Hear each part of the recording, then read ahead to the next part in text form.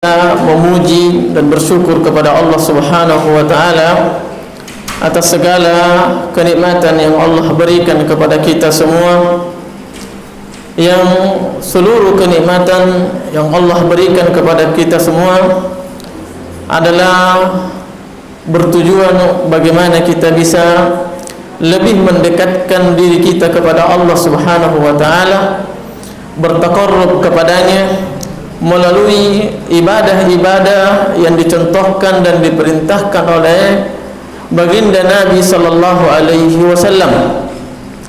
Ya, dan kenikmatan duniawi, kenikmatan materi, pemberian Allah Subhanahu wa taala adalah pemberian yang tidak dikhususkan untuk orang beriman saja, tetapi Allah Subhanahu wa taala memberikan apa yang menjadi kebutuhan manusia dalam hidupnya.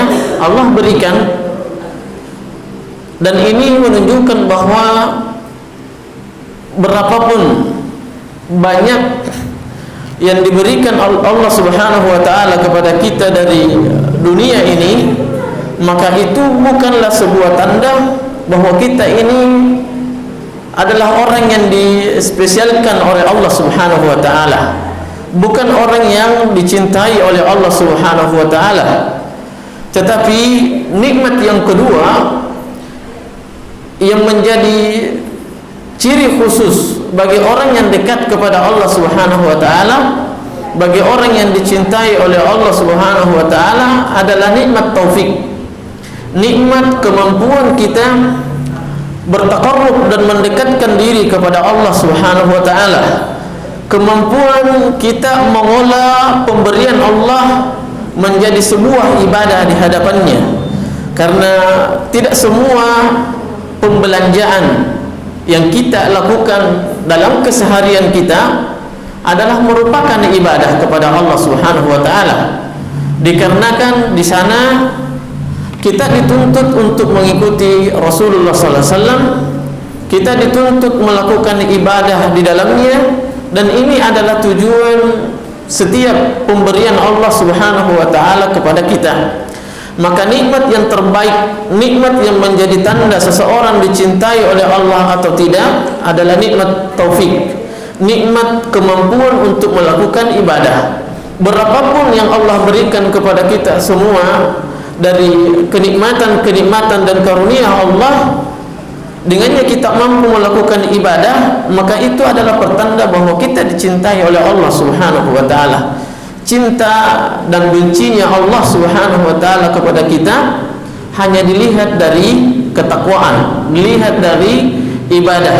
Ya, inna akramakum indallahi atqakum. Kata Allah Subhanahu wa taala, orang yang paling mulia di antara kalian adalah orang yang paling bertakwa.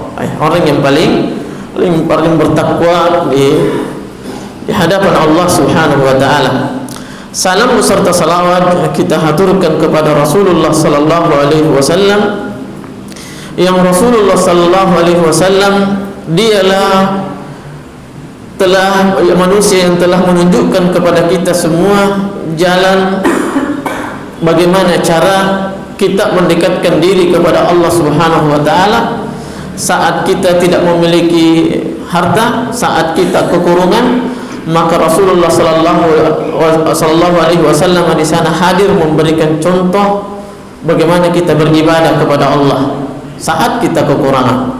Demikian juga sebaliknya, saat kita berkecukupan, maka Rasulullah sallallahu alaihi wasallam juga memberikan contoh bagaimana semestinya kita melakukan ibadah pada keadaan tersebut. Maka dua keadaan ini, saat kita kaya, saat kita berkecukupan, saat kita kekurangan, itu tidak ada tanda di sana bahwa kita dicinta atau dibenci oleh Allah Subhanahu wa taala.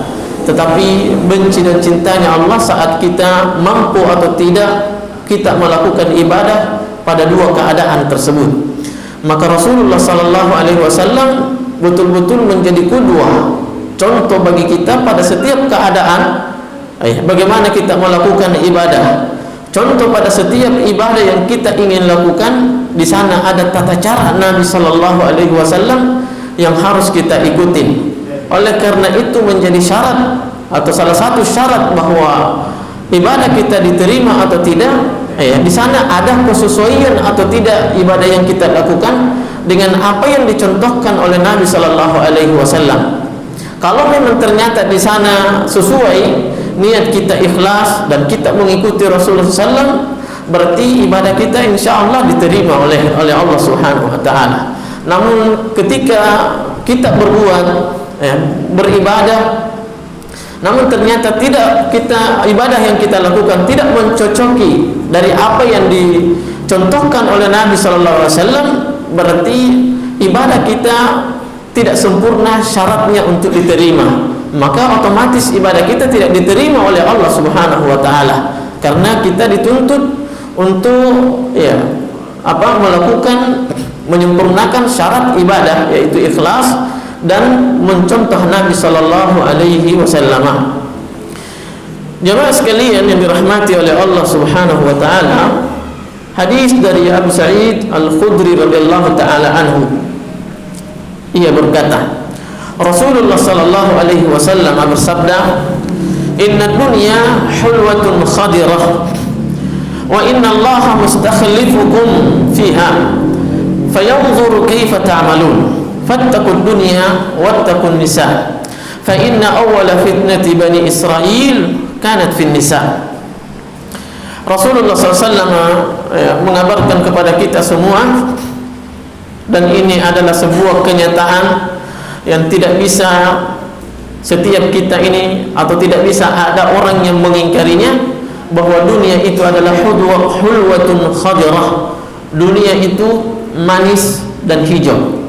Manis dan hijau artinya sangat indah. Dunia itu adalah indah.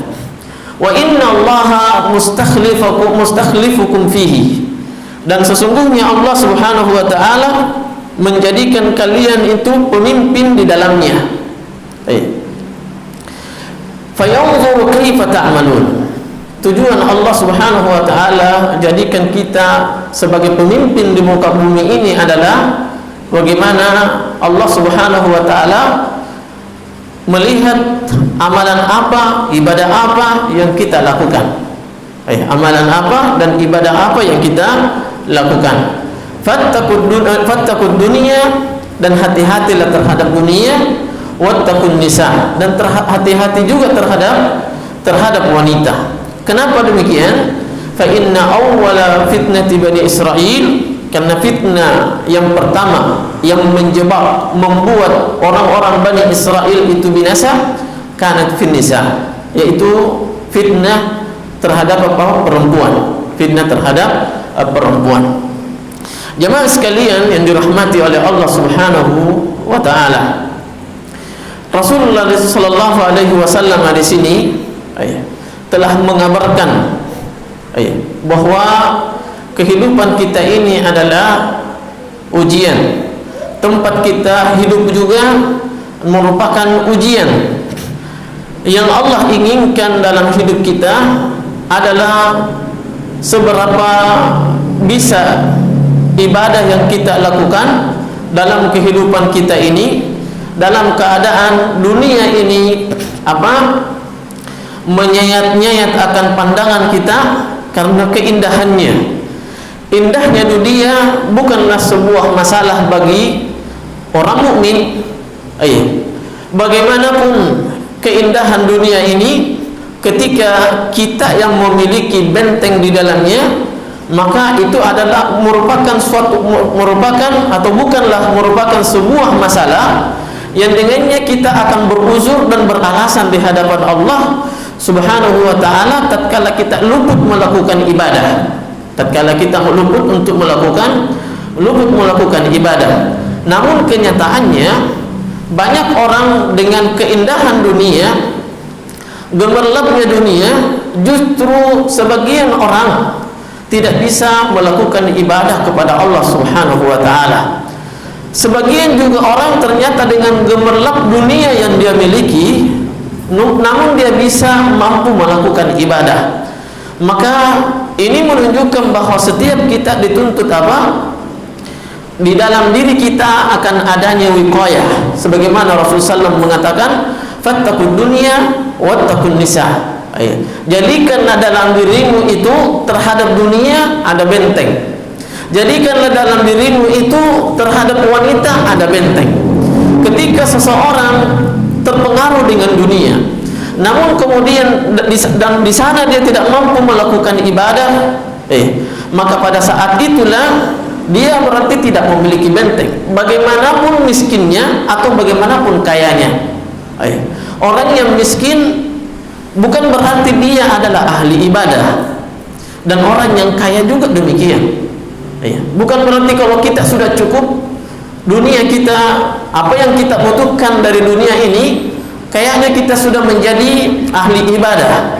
Namun ternyata karena Rasulullah SAW mengatakan bahwa ad-dunya hulwatun khadirah, dunia ini sangat cantik, sangat indah, manis, sangat menarik.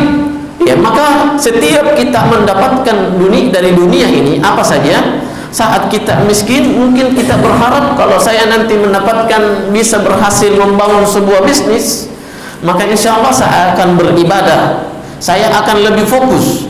Namun setiap kita mengetahui dirinya masing-masing, berapa ibadah yang kita lakukan saat kita tidak memiliki dunia sebelum saat ini, maka kita pun mengetahuinya.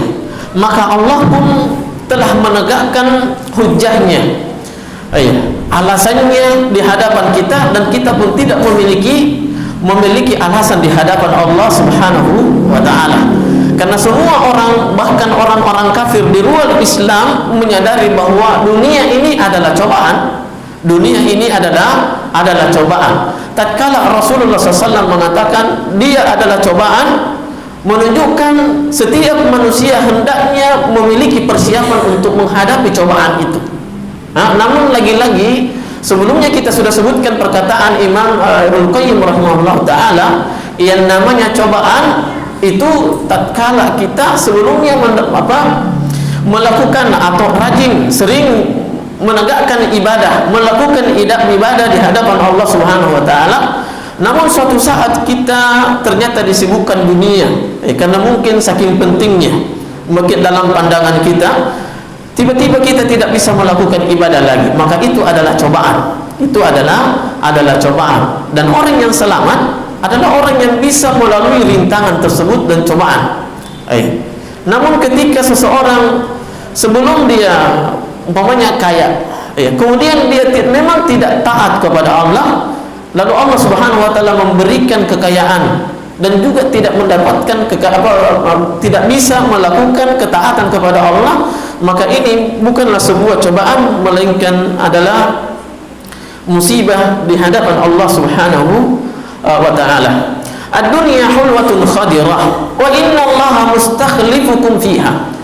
Setiap kita ini, kata Rasulullah SAW hadis yang lain, kullukum ra'in wa kullukum kullukum ra'in wa kullukum, kalimat Rasulullah, wa kullukum mas'ulun an ra'iyatihi. Setiap kalian adalah pemimpin.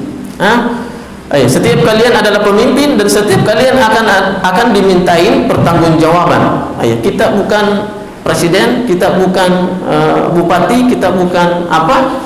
Namun setiap kita ini adalah pemimpin minimal menjadi pemimpin bagi diri kita.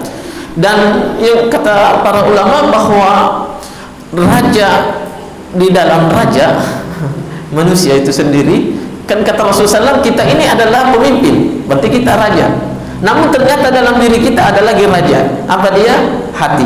Di dalam hati kita ada lagi raja.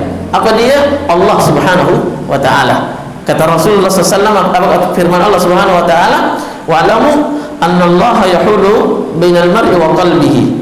Bahwasanya yang pertama, kita ini adalah pemimpin bagi diri kita. Apalagi kalau pemimpin betul kayak maksudnya presiden, berarti dia pemimpin bagi dirinya sekaligus pemimpin bagi orang lain. Kemudian kalau seseorang ternyata dia tidak punya kepemimpinan bagi orang lain, namun terhadap diri, berarti dia juga pemimpin terhadap anggota tubuhnya. Dia adalah pemimpin anggota tubuhnya, dan hendaknya seseorang menyadari bahwa yang memimpin anggota tubuh kita adalah hati. Yang memimpin anggota tubuh kita adalah hati, dan lisan kita adalah apa? Adalah menterinya. Lisan kita adalah menteri dari hati kita, dan di dalam hati kita masih ada raja, yaitu Allah Subhanahu wa taala. Karena yang namanya pemimpin mutlak adalah yang tidak ada yang memimpinnya, memerintahkannya. Hati kita masih diperintah, masih dibolak-balik oleh Allah Subhanahu wa taala. Yang kata Rasulullah SAW apa?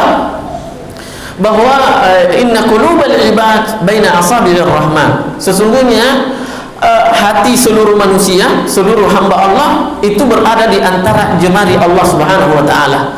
Maka yukallibuha kaifa yasha. Dia membolak-balikkan hati itu kapanpun dia inginkan, menunjukkan bahwa hati kita inilah yang menjadi raja bagi diri kita, dan kita pun menjadi pemimpin terhadap anggota tubuh kita.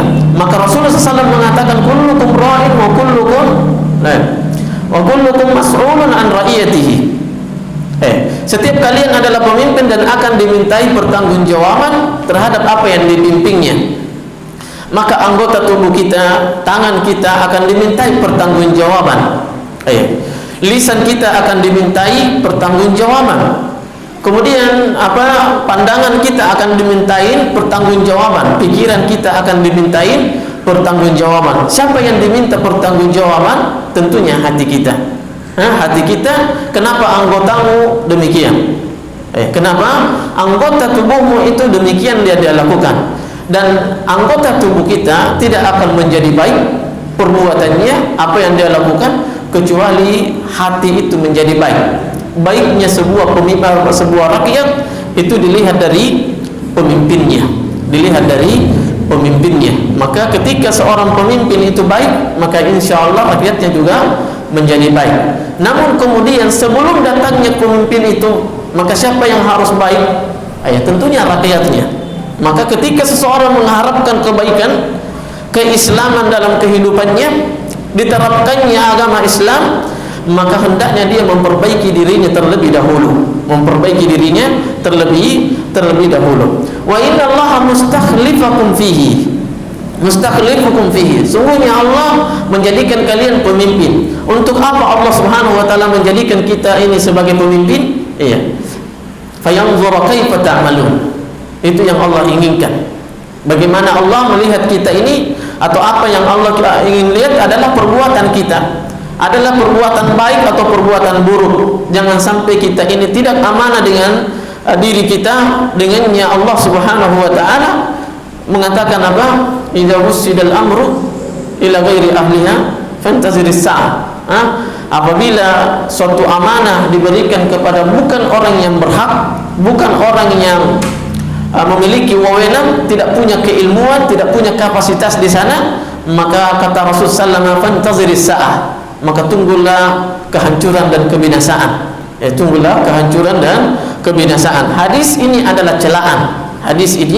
adalah celaan sekaligus menjadi tanda bahwa di antara ciri-ciri akan dekatnya hari kiamat adalah apabila amanah-amanah itu dipegang oleh orang-orang yang tidak memiliki kapasitas di dalamnya.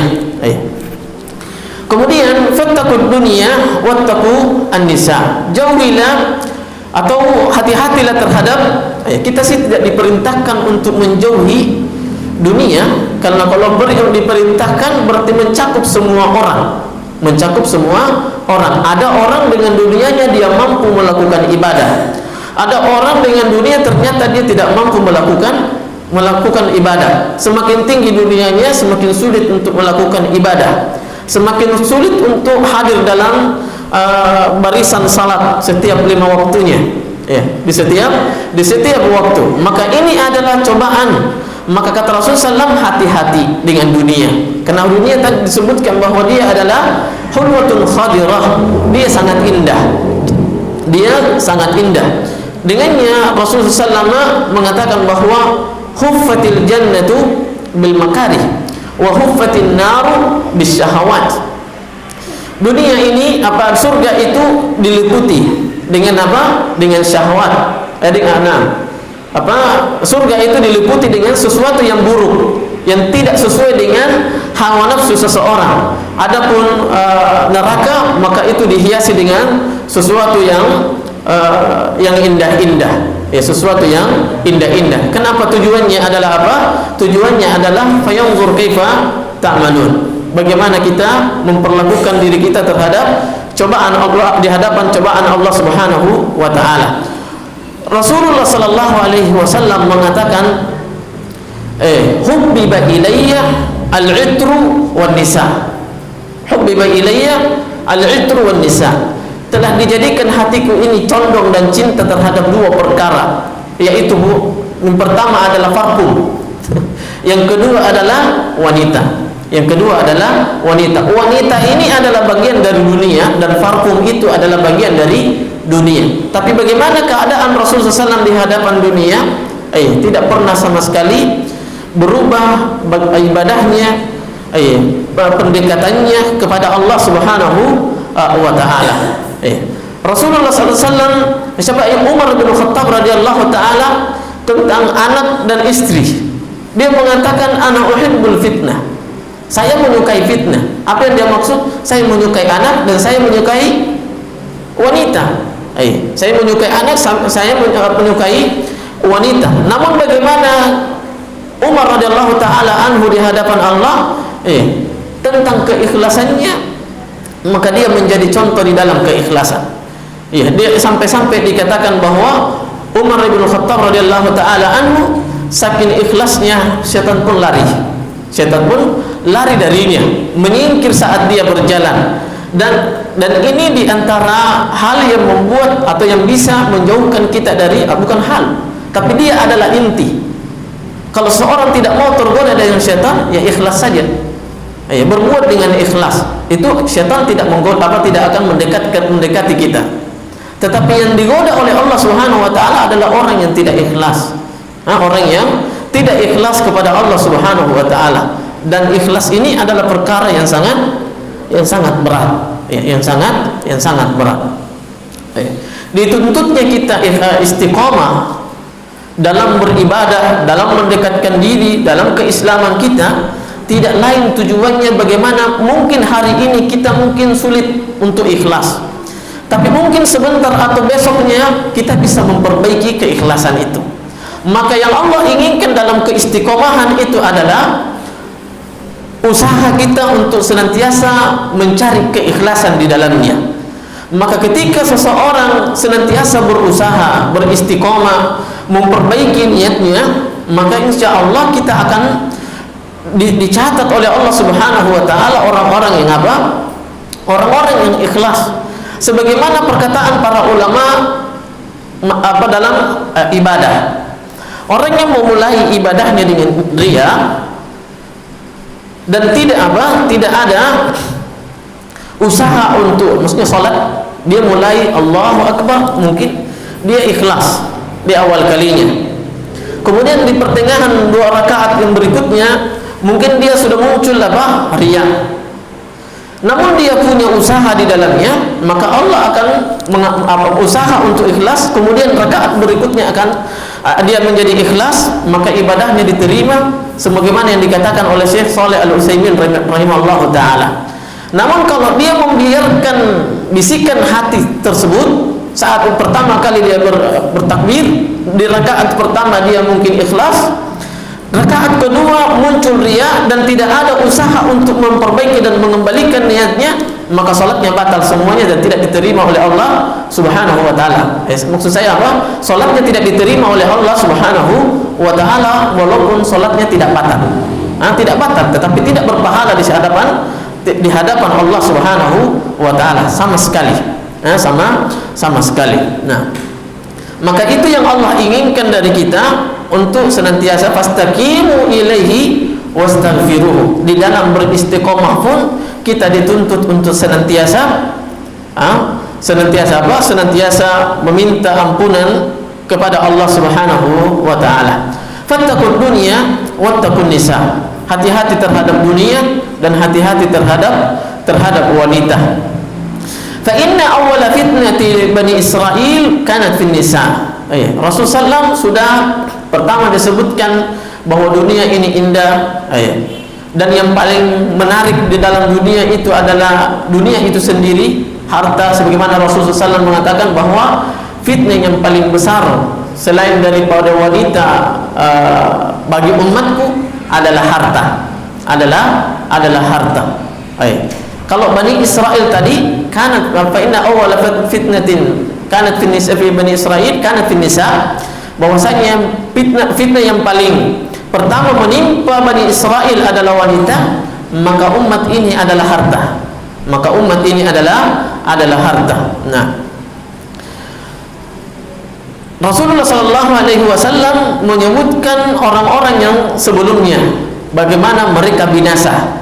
Bagaimana mereka binasa. Dan ini tentunya diantara hikmah Rasulullah SAW sejalan dengan Al-Quran. Sejalan dengan Al-Quran. Karena dua contoh yang telah berlalu dari kita, contoh orang-orang yang baik dan contoh orang-orang yang binasa. Dan mereka pun memiliki sebab, memiliki sebab. Maka sebab terjerumusnya seseorang dalam kebinasaan, maka di sini disebutkan adalah wanita. Di sini disebutkan adalah wanita. Sebab binasanya umatnya kaum Nabi Shu'aib adalah dalam timbangan curang. Itu sebabnya. Dan sebab selamatnya siapa? Nabi Musa alaihissalam dengan kaumnya adalah ketakwaan kepada Allah Subhanahu wa taala. Kebaikannya yang dia lakukan tidak selama dia hidup. Maka dua contoh ini telah berlalu, dan ini diantara bentuk kebijaksanaan siapa? Allah dan Rasulnya. Setiap kali menyebutkan kebaikan, setiap kali menyebutkan keburukan, maka dia mengingatkan kita dari kaum-kaum sebelum kita yang telah binasa dengan sebabnya, yang telah selamat dan sebabnya. Maka yang paling terpenting bagi kita adalah ketika kita melihat atau membuat kita ada orang yang membuat kita takjub, membuat kita senang, maka sebagai orang yang berakal, dia tidak takjub dan tidak silau dengan hasil yang diperoleh oleh orang yang dia jadikan idola, tetapi dia akan berpikir bagaimana dia bisa menjadi orang yang, bagaimana apa langkah-langkah yang dia lakukan sehingga dia bisa diidolakan, apa langkah-langkah sehingga dia bisa selamat. Demikian juga sebaliknya, apa yang dia lakukan oleh kaum-kaum sebelum kita sehingga dia menjadi binasa. Semuanya terangkum di dalam kalimat ketakwaan, bahwa yang membuat mereka selamat tidak ada lain kecuali takwanya kepada Allah Subhanahu wa taala, dan yang membuat mereka binasa tidak ada lain kecuali karena kemaksiatan, pendustaan ataupun ingkar mereka terhadap agama Allah Subhanahu wa taala. Jemaah sekalian yang dirahmati oleh Allah Subhanahu wa taala, Allah Subhanahu wa taala berfirman, "Zuyyina lin-nasi hubbus syahawati minan nisa'i wal banin." Telah dihiasi bagi dunia, bagi manusia. Apa dia? Syahwat. Hubbus syahawat, menyukai syahwat. Minan nisa, apa syahwat itu? Di antaranya disebutkan di sini adalah wanita. Kemudian anak. Kemudian al-qanatir al-muqantarah, harta yang banyak. Minaz zahabi, dari apa itu? Emas, fiddah, perak. Kemudian khail, kuda yang sudah terlatih. Kemudian al-an'am, hewan ternak. Allah Subhanahu wa taala tentunya bukan menghitung zaman sekarang, tetapi Allah Subhanahu wa taala mengajak bicara di mana turunnya ayat ini yang mereka jadikan sebagai harta benda mereka atau kendaraan yang paling berharga bagi mereka adalah kuda. Perbendaharaan mereka dari hewan itu adalah al-an'am. Maka Allah sebutkan di sini sebagai contoh. Allah sebutkan di sini sebagai contoh. Apa saja dari harta dunia yang dengannya kita bisa lalai dari Allah Subhanahu wa taala, maka itu adalah syahwat. Itu adalah bagian daripada syahwat. Jangan dianggap bahwa syahwat itu hanya terhadap wanita, tetapi syahwat di sana ada dunia, ada jabatan, ada yang lain-lainnya, ada pujian dan yang lainnya. Maka itu merupakan adalah syahwat, adalah syahwat. Tadi kita sebutkan hadis Rasulullah SAW bahwa huffatil jannatu huffatin nar bisyahwat. Bahwasanya neraka itu dikelilingi dengan syahwat. Dikelilingi dengan syahwat. Syahwat bukan hanya wanita. Syahwat bukan hanya minuman khamar, tetapi syahwat di sana ada harta, ada pujian, ada jabatan dan seterusnya. Terkadang seseorang hanya terbetik ketika disebutkan syahwat, terbetik dalam benaknya bahwa syahwat berarti wanita, nafsu seseorang, padahal di dalam nafsu itu banyak. Padahal di dalam nafsu itu banyak, ada wanita, ada jabatan dan seterusnya. Kemudian Allah Subhanahu wa taala tatkala dia telah menyebutkan jenis-jenis syahwat cobaan manusia di dunia ini, maka Allah Subhanahu wa taala inna ja'alna ma'alal ardi zinatan laha linabluwahum ayyuhum ahsanu amala. Sungguhnya kami telah menjadikan apa yang ada di atas bumi, apa saja yang ada di atas bumi ini, zina, sebagai hiasan linabluwahum ayyuhum ahsanu amala,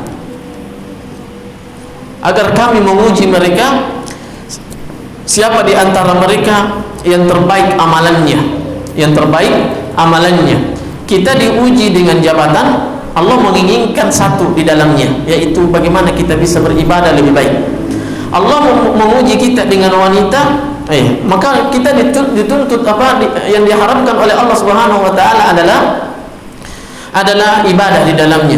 Mungkin kita mengatakan atau sebagian, bagaimana orang yang diuji yang sudah menikah, padahal dia tidak terlalu tinggi tidak terlalu tertarik dengan wanita mungkin. Kemudian ini yang pertama, bahwa siapa yang mengatakan bahwa orang yang sudah menikah tidak besar lagi syahwatnya dengan wanita. Cuma perbedaannya orang yang sudah menikah dengan yang belum menikah, kalau dia tertarik dengan wanita, dia memikirkan siapa yang di rumah, sama saja. Maka itu yang bisa meredupkan, itu wanita, itu bagi seorang yang sudah menikah. Tapi bagi yang belum menikah, maka Rasulullah SAW puasa adalah puasa. Kalau tidak berpuasa, menikah, itu saja dua-duanya. Kalau mau terhindar dari wanita, maka berpuasa banyak-banyak. Berpuasa banyak-banyak. Di dalam bagi orang yang sudah menikah juga, kemudian teruji dengan istrinya, terkadang dia lelah untuk melayani istrinya, memberikan apa yang dia inginkan, sehingga dia tersibukkan dari ibadah kepada Allah Subhanahu wa taala. Banyaknya lelaki tidak hadir di dalam masjid saat dikumandangkan azan, itu karena permohonan dan permintaan sang istri dan tuntutannya. Dan tuntutannya. Berarti dalam hal pada saat ini apa yang muskilahnya, apa masalahnya? Masalahnya adalah berarti dia adalah orang yang terfitnah dengan wanita. Jadi orang yang terfitnah dengan wanita bukan hanya orang yang terjatuh dalam perzinahan, atau bukan hanya orang yang belum menikah sehingga gampang untuk terpedaya dengan wanita, tetapi wanita itu adalah sangat menarik. Bahkan ulama pun terjatuh.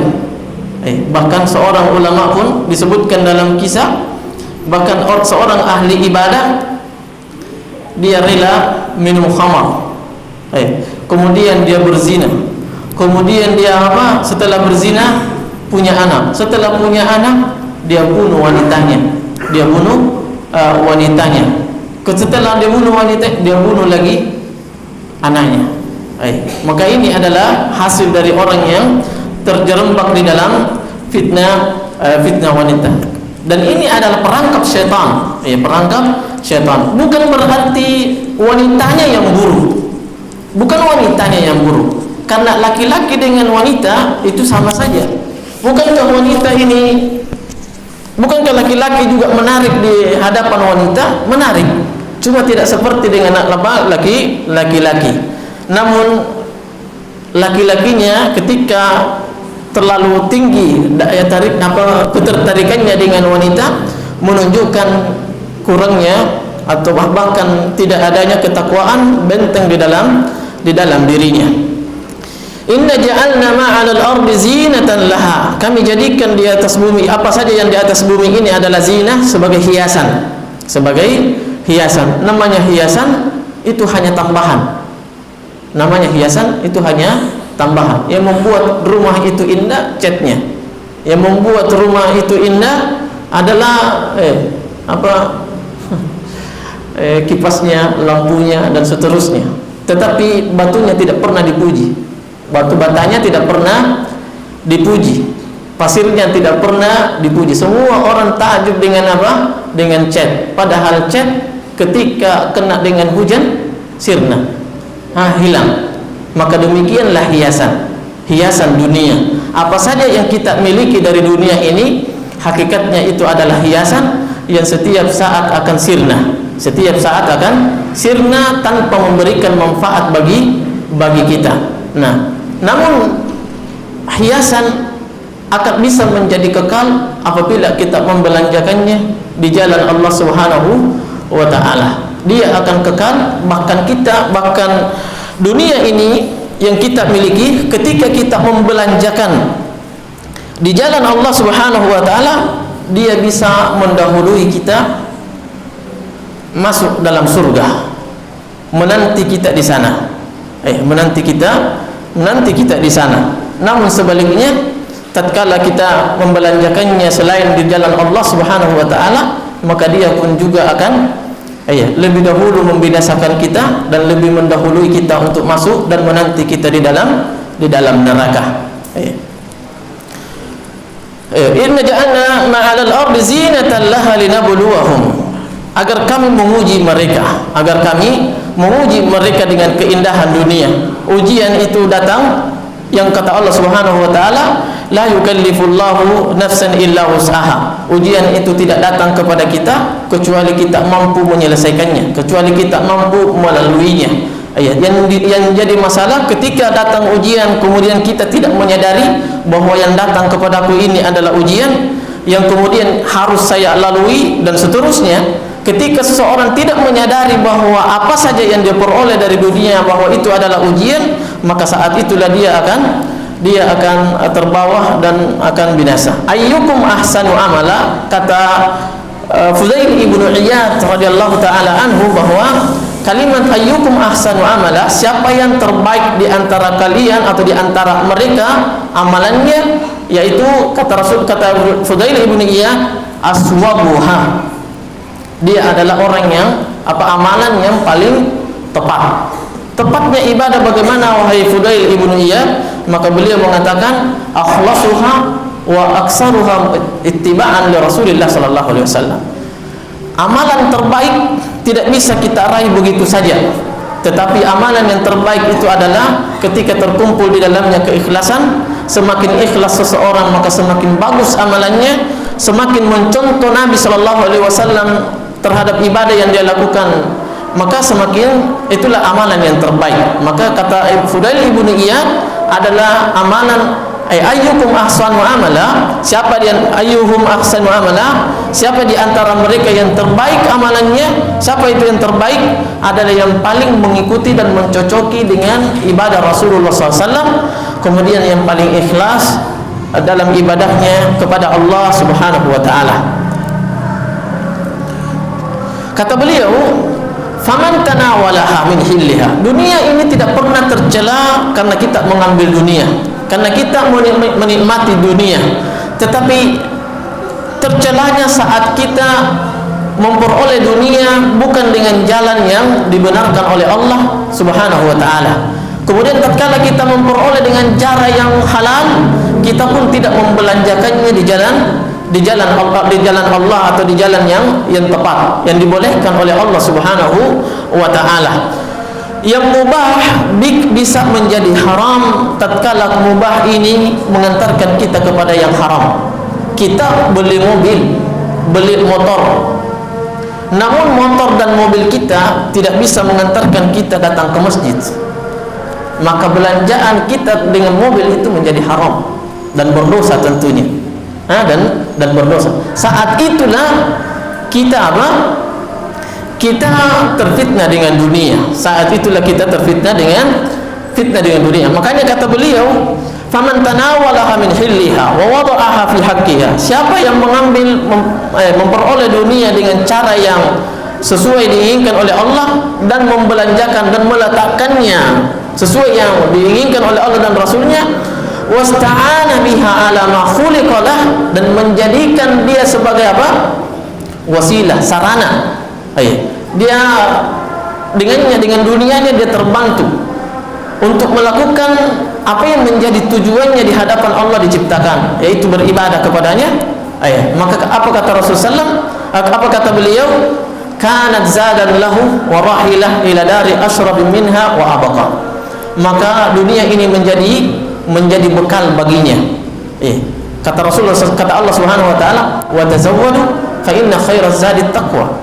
Berbekallah kalian, karena dan sebaik-baik bekal itu adalah adalah ketakwaan.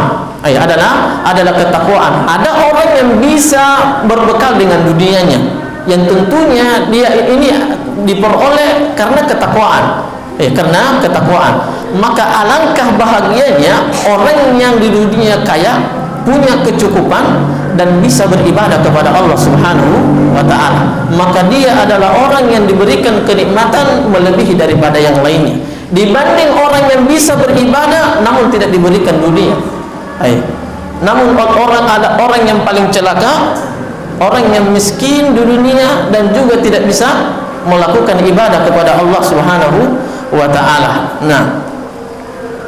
Maka kata beliau, wa tammat lahu sa'adah fid dunya wal dunyawiyah wal ukhrawiyah. Yang dia diberikan kecukupan, kemudian dia mampu beribadah, tidak terlena dengan dunia yang dia miliki, maka ini adalah orang yang Allah cukupkan baginya kebahagiaan di dunia dan di akhirat. Namun sebaliknya kata beliau, wa man ja'alaha akbar hammihi. Siapa yang menjadikan dunia ini adalah poros pemikirannya, setiap saatnya dia pikirkan adalah dunia, setiap waktunya yang dia pikirkan adalah dunia, wa ja'ala ghayata ilmihi wa muradihi, dan menjadikan dunia ini dia belajar hanya untuk dunia. Tujuannya pun belajar hanya untuk dunia. Tatkala dia memperoleh juga dunia, dia tidak bisa melakukan ibadah, maka kana maluhu ba'da zalika ila syaqa. Kata beliau, lam yu'ta minha illa ma kutiba lahu. Maka Allah Subhanahu wa taala tidak memberikan kepada kita sebuah pemberian kecuali apa yang Allah sudah takdirkan. Bagaimanapun kayanya seseorang yang pada saat itu dia tidak mampu melakukan ibadah, maka ketahuilah kekayaannya itu adalah takdir dari Allah Subhanahu wa taala. Adalah takdir dari Allah Subhanahu wa taala. Kemudian orang yang kaya kemudian dia beribadah, maka itu lebih daripada apa yang ditakdirkan oleh Allah Subhanahu wa taala. Kata sebagaimana hadis Rasulullah SAW, man ahabba an yunsa'alahu fi rizqi. Siapa yang menginginkan untuk ditambahkan rezekinya, maka falyasil rahimahu, maka hendaknya dia menyambung tali hubungan kekeluargaannya. Dan ini bagian daripada ketakwaan. Kata Ibnu Qayyim rahimahullahu taala bahwa boleh jadi dia ditambahkan rezekinya di dunia saat dia bertakwa kepada Allah Subhanahu wa taala dari apa yang sudah ditakdirkan sebelumnya, dikarenakan ketakwaan yang dia lakukan. Wa kana ma'aluhu ba'da dzalika ila syaqa. Yang dengannya dunianya, hartanya yang dia miliki akan mengarahkan dia kepada kesengsaraan. Walam yahna'u bi lazzatihi, dan dia tidak menikmati keindahan, kelezatan dan syahwat yang dia miliki dari dunia itu illa muddatan qalilah, kecuali dalam waktu yang sebentar. Fakanat lazzatuhu qalilah wa ahzanuhu tawilah. Maka hartanya pun akan sedikit dia nikmati, kemudian akan menghasilkan kesedihan yang mendalam. Subhanakallahumma rabbana wa bihamdik, asyhadu an la ilaha illa anta, astaghfiruka wa atubu ilaik. Assalamualaikum warahmatullahi wabarakatuh.